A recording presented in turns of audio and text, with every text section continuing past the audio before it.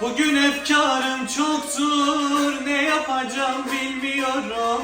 Bugün efkarım çoktur, ne yapacağım bilmiyorum. Bırakıp gitti beni, yolunu gözlüyorum. Bırakıp gitti beni, yolunu gözlüyorum.